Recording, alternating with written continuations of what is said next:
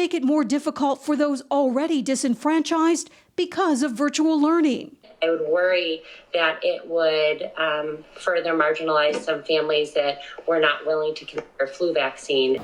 Buffalo Public School families waiting in line to get help for remote learning told us a flu shot is a must. It don't even matter if it's mandatory or not, because I always give my kids a flu shot every year anyway, so. Buffalo school mom Shantae Adams says even though her 10-year-old daughter will be learning remotely, she will make sure she gets a flu shot. Morgan Knight, who attends School 43, also plans to roll up her sleeve. But will you get a flu shot this season too? Most likely. Yeah, probably. For now, the state health commissioner says they're working with pediatricians to make sure kids get their flu shots. In Buffalo, Eileen Buckley, 7 Eyewitness News.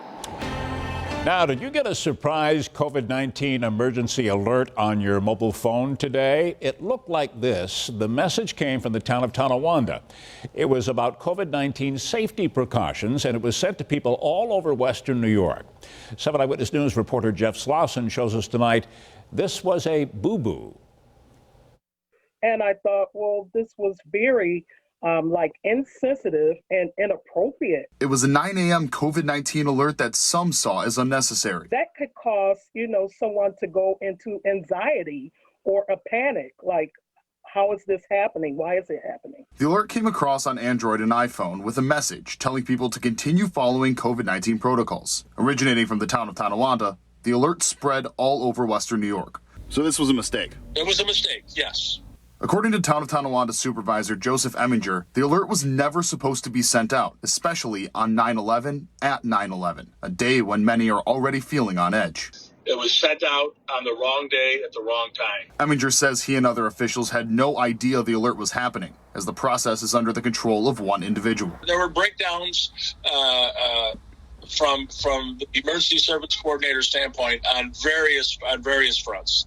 And we got to address it so we make sure that doesn't happen in the future. The supervisor says that will not change. One person can do it, absolutely. One person can do it, but there are procedures and protocols that have to be followed. Those procedures will involve notifying the chief of police, the town supervisor, and others in the town of Tonawanda before hitting send. That, in addition to changing the language that was used. The iPhone alert said emergency alert, while the Android alert was titled imminent extreme alert, language that Eminger says is unacceptable when there is no immediate threat. That was not good use of the English language.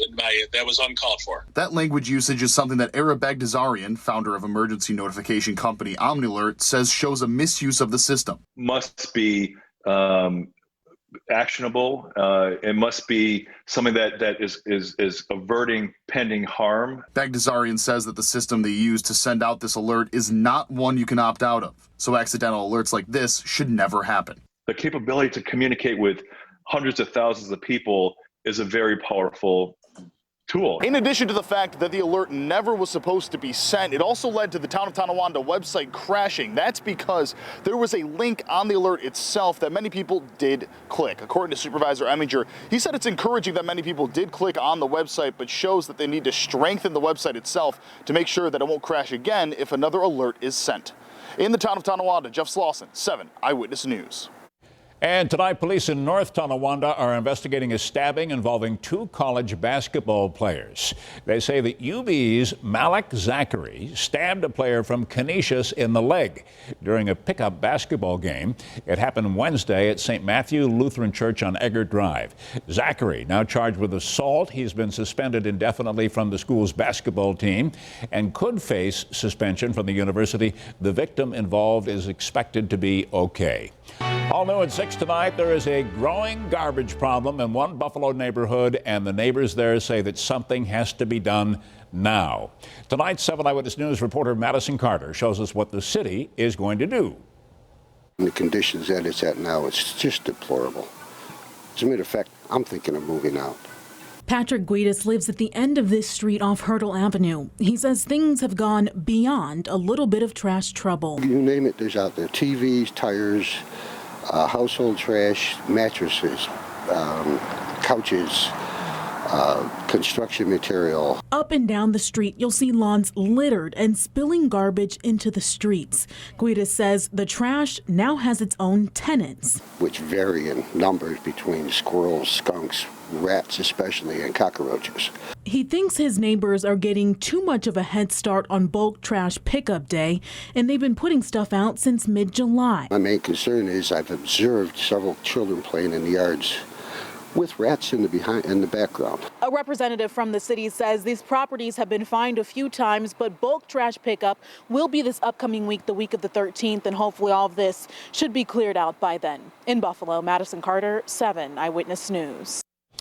Also tonight, 19 years after the fact, and there are tributes coast to coast today as Americans everywhere pause to reflect on the 9/11 terrorist attacks.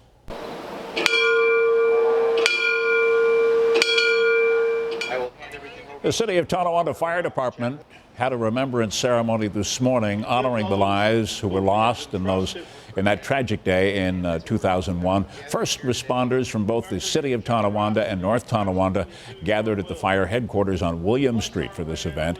And there will be another ceremony at fire headquarters. It will be held tonight at 7 o'clock.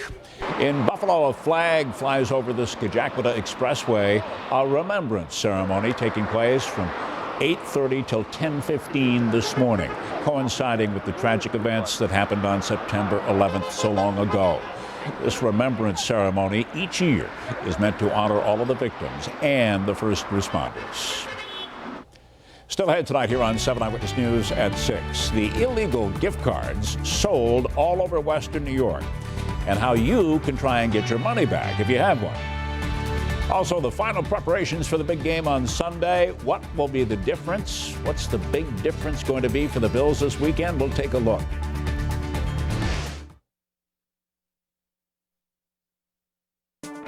You're watching 7 Eyewitness News with Keith Radford and Ashley Rowe, 7 First Alert meteorologist Andy Parker, and sports director Matt Beauvais.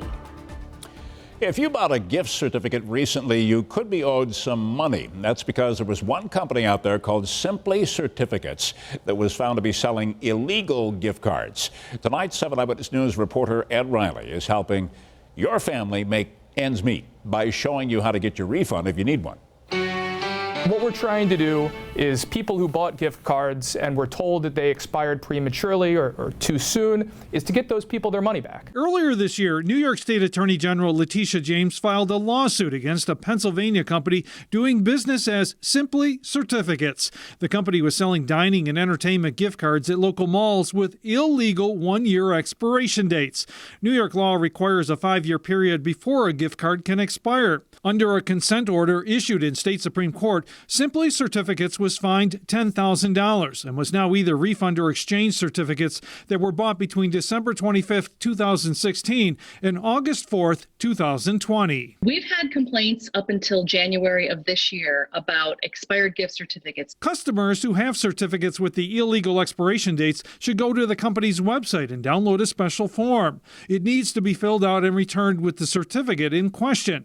Exchanges can be done at any time, but refund requests must be submitted by December 31st. Unfortunately, a lot of people are up money. Hopefully they can get that money back. Simply Certificates is no stranger to consumer complaints. We sent all of those complaints to the BBB in Pennsylvania that manages that file.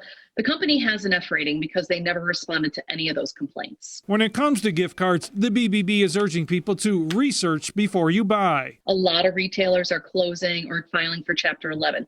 So before you buy any kind of gift card, make sure you know the health of that retailer, that it's going to be around for a while. And make sure you report gift card problems to the BBB or the Attorney General's office. Don't just complain about it to your friends. And you can complain all you want, but if you don't take any action, nothing's ever going to get done. And then the next person could fall for it too. There are some specific things you need to do to get your money back. And we have that all laid out in an article on our webpage at WKBW.com.